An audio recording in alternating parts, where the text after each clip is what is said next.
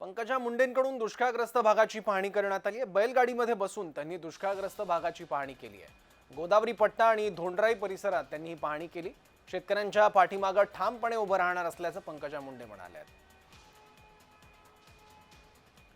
बैलगाडीत जात त्यांनी पाहणी केलेली आहे। रस्त्यावर प्रचंड चिखल आहे, हे रस्ते वाहून गेलेले आहेत, त्यामुळे वाहनाने प्रवास शक्य नाही आहे। त्यामुळे बैलगाडीवर जात पंकजा मुंडे यांनी नुकसानग्रस्त भागाची पाहणी केली आहे।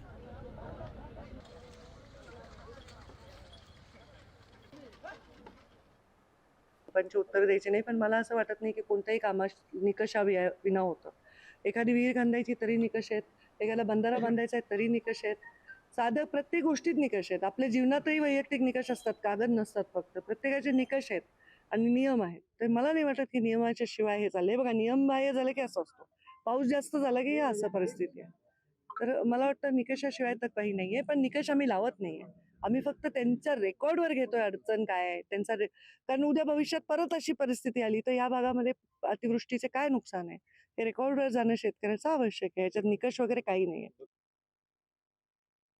माझी कॅबिनेटमध्ये काल चर्चा झाली आणि मी त्याच्यात हेच विनंती केलेली आहे मुख्यमंत्री आणि उपमुख्यमंत्री दोनही, की आपण 65 मिलीमीटरचं आपलं पर्जन्यमान आहे अतिवृष्टीसाठी, पण ते न धरता आपण पिकांचं नुकसान बघावं। कधी काही काही ठिकाणी 65 ॲव्हरेजमध्ये येत नाहीये, पण पिकांचं प्रचंड नुकसान झालेलं आहे।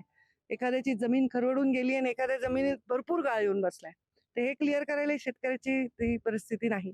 तर या सगळ्या गोष्टींचे पंचनामे करून जास्तीत जास्त शेतकऱ्यांना दिलासा देण्याचा प्रयत्न लवकरात लवकर सरकार म्हणून आम्ही करू। शेतकऱ्याच्या मागे ठाम उभे राहू।